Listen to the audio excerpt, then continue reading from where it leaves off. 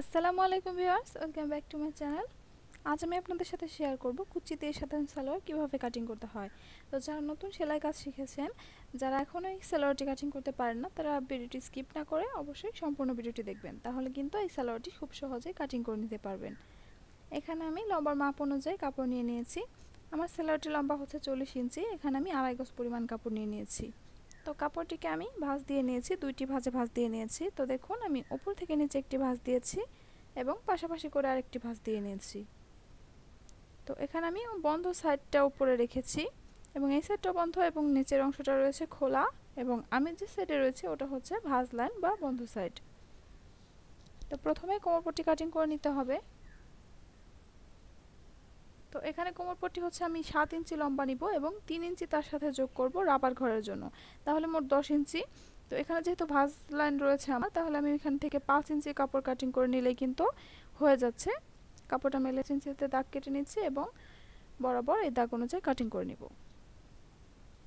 তো আগে আমি বলে রাখছি, যারা যারা আমার চ্যানেলটি সাবস্ক্রাইব করেছেন তাদেরকে অসংখ্য ধন্যবাদ, এবং এখনও যারা আমার চ্যানেলটি সাবস্ক্রাইব করেননি তারা অবশ্যই সাবস্ক্রাইব করে নেবেন, এবং পরবর্তী ভিডিও যাতে আপনার নোটিফিকেশন পেয়ে যান তার জন্য বেল বাটনটি অন করে দিবেন।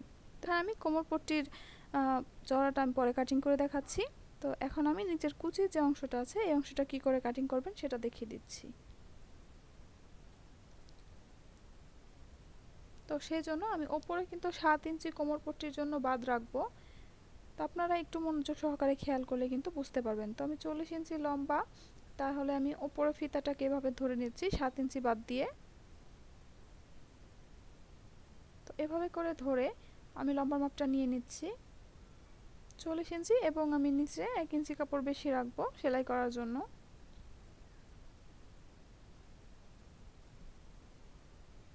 তো এখন এই অংশে আমি মুহুরির মাপটা নিয়ে নিব।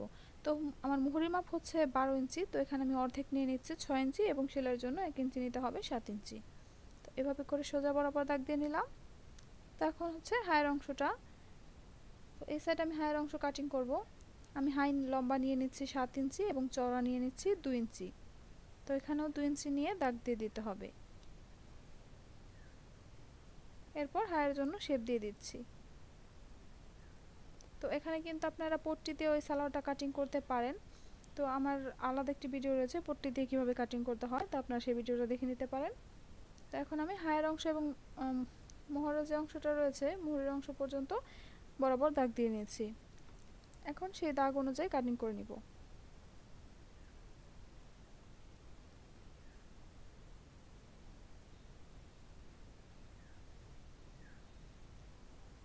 তো এখন আমি আমার কোমরপট্টির যে চওড়া অংশটা জোড়া দিতে হবে সেই অংশটা কি করে দিতে হবে সেটা দেখিয়ে দিচ্ছি। তো আপনারা কোমরের মাপ অনুযায়ী এটা করতে হবে। তো কোমরের যা মাপ হবে তার থেকে অর্ধেক নিতে হবে। তো যেহেতু আমার কাপড়টা 2 ভাঁজ করা রয়েছে, তো এখানে কিন্তু আমার খুবই কম কাপড় রয়েছে। তো এখানে আমি মোটা মানুষের জন্য সালোয়ারটি তৈরি করছি। এখানে আমার কোমরের মাপ হচ্ছে 54 ইঞ্চি। তো এখানে অর্ধেক করলে মাপটা আসছে 27 ইঞ্চি। তো আমি এইভাবে করে কাপড়টাকে একদিকে সরিয়ে নিচ্ছি এবং 27 ইঞ্চি করে নিচ্ছি। তো দেখুন এভাবে করে হয়ে গেছে। তো এখন যে অংশটা রয়েছে, তো এই অংশটার কাপড়টা হচ্ছে জোড়া দিতে হবে। আপনাদের কাট দিয়ে এক্সট্রা কিন্তু যেই আমার কাছে যেহেতু কাপড় এক্সট্রা কাপড় নেই, তো সেজন্য আমি আমার সাইড থেকে যে কাপড়টা বের হয়েছে সেই কাপড়টাকে আমি জোড়া দিয়ে দিয়ে এই অংশটা পূরণ করে নিব।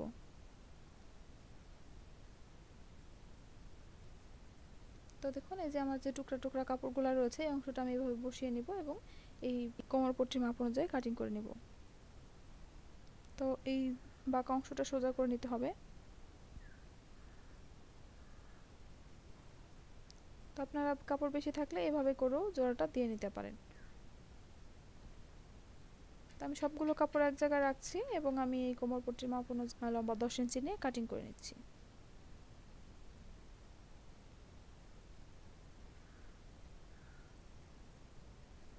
আপনারা যদি অন্যান্য সালোয়ার কাটিং দেখতে চান তাহলে আমার চ্যানেলে সবগুলো সালোয়ার কাটিং এর ভিডিও ইচ্ছা করলে আপনারা দেখে নিতে পারেন, ডেসক্রিপশন বক্সে লিংক দেওয়া আছে। তো দেখুন এভাবে করে জোড়াটা দিয়ে নিলে কিন্তু কোমরপট্টিটা হয়ে যাচ্ছে।